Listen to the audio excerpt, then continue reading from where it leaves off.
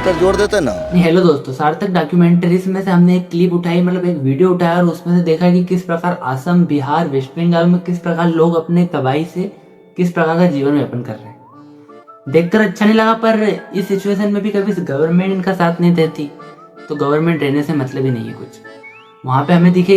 witnessed worst flood situations in the country. Almost 100 people have died in the floods. कुछ लोग ring बांध की बात कर रहे हैं। रिंग बांध वो है जो अब नदी का पानी ऊपर चढ़ने से रोकता है, मतलब गांव में जाने से रोकता है। उसके लिए कुछ लोगों ने आवाज उठाई। सार्थक डॉक्यूमेंट्री में बताया गया कि कुछ लोग वहाँ पे इतने परेशान है कि खाने पीने सोने तक की परेशानी के लिए झेल रहे हैं। और बात है कि उसमें आपने देखा होगा कि फूड के लिए एक थैली में जिस प्रकार सत्तू नाम की एक चीज है वो रखी थी, उसमें कीड़े लग चुके थे, वो चीज खाने पड़ रहे हैं उन लोगों को।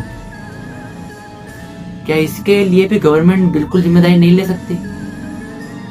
वहीं तक ही नहीं, वहां पे खाने पीने की कुछ भी व्यवस्था नहीं है। दूर दूर तक लोग भूखे मर रहे हैं, कोई लोग प्यासे मर रहे हैं, लोग पानी के कारण किसी डिसीज को झेल रहे हैं और कई सारे 1975 हुगली रिवर मतलब बचाने के लिए और कोलकाता को कुछ डिस्ट्रॉय ना होने के लिए ये प्रोजेक्ट चला था।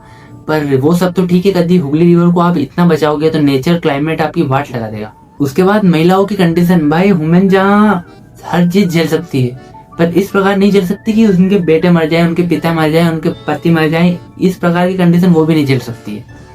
पानी के कारण किसी के परिवार के कई सारे सदस्य मर चुके हैं।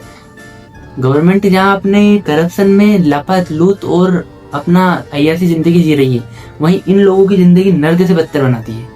नर्क मरने के बाद मिले या ना मिले, पर उनको यहीं पे गवर्नमेंट ने दे दिया है। बिहार हो या बंगाल, उड़ीसा हो या असम, गवर्नमेंट बोलती है कि एक बार हमारी सरकार बन जाने दो, फ्लड मुक्त कर देंगे।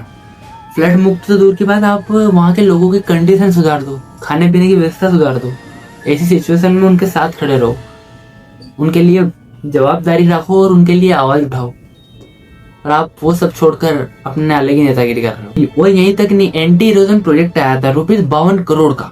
52 करोड़ का प्रोजेक्ट गवर्नमेंट ने दिया। इसके लिए बहुत बहुत लोगों की तरफ से और हमारी तरफ से बहुत बहुत धन्यवाद कहने की जरूरत नहीं है, क्योंकि गवर्नमेंट का काम ही यही है।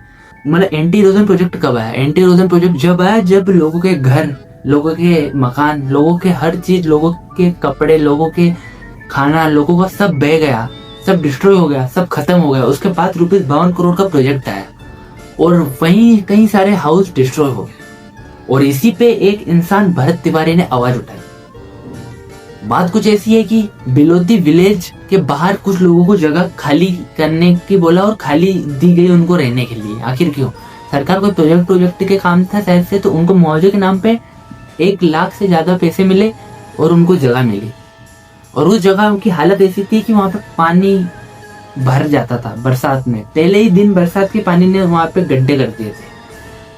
इस पे आवाज उठाकर भरत तिवारी ने सरकार के खिलाफ बोला, कुछ एग्रेशन भी दिखाया, कुछ दादागिरी के वीडियो भी बनाए, पर ना ही उन्होंने कोई कानून अपने हाथ में लिए, ना ही कोई दादागिरी का काम किया।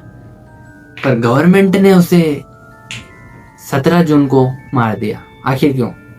इसलिए मारा कि वो लोगों के लिए आवाज उठा रहा था, लोगों के बीच में अपनी बात और उनकी बात रखी। घर के बाहर पुलिस वाले पहले से पहुंच गए थे। फायरिंग इनकाउंटर की तो बात सही होगी, पर ना ही उसने इनकाउंटर किया है। बोलने में तो हर कोई बोल सकता है, पर क्या कानून हाथ में लिया था उसने? जब पुलिस वालों ने बोला सरेंडर कर दो, तो फेसबुक पे उसकी लाइव चली थी, उसने सबके सामने सरेंडर किया, पर पुलिस वालों ने दादागिरी करके उसका इनकाउंटर कर दिया। नहीं तक ही नहीं, फेसबुक पे से उसकी पोस्ट भी हटवा दी। आखिर क्यों? क्या इतनी डर गई थी सरकार? जब वहां के लोगों ने प्रोटेस्ट किया, उसके बारे में जानने की कोशिश की, तो सरकार के कोई लोग भी उसके बारे में बताने की कोशिश भी नहीं करते और ना ही उनको इन लोगों में इंटरेस्ट है। क्योंकि वो लोग ये हैं जो लोगों की आवाज उठाते हैं। ये वो लोग नहीं है जो पीठ पीछे गवर्नमेंट से पैसा लेते हैं और लोगों के सामने वाह करते हैं गवर्नमेंट की। चलो ठीक है, कभी ये सब भरत तिवारी तो नहीं रहा, पर वो जो आवाज उठा रहे थे वो आवाज हम उठाएंगे। और सार्थक डॉक्यूमेंट्री में से एक और बात पता चली कि जो वहाँ पे फ्लड आए थे, वहाँ पे भाई मेडिकल कैंप भी नहीं। क्या मेडिकल कैंप होना आवश्यक है? आप कुछ नहीं कर सकते। 52 करोड़ का प्रोजेक्ट आप डिजास्टर के बाद लाए हैं, पर एक मेडिकल कैंप क्या उनके लिए नहीं पहुंचा सकते थे? वहाँ के लोग खाने पीने में सब मिलावटी खा रहे हैं, सब इस प्रकार गंदगी से निकल रहे हैं, पर आपने उनके लिए कुछ भी आवाज नहीं उठाई। थैंक्स भाई, कभी आपको वीडियो सही लगा तो वीडियो को लाइक एंड सब्सक्राइब जरूर कर देना, और थैंक्स फॉर सार्थक डॉक्यूमेंट्री जिसने हमें ये रियलिटी बताई।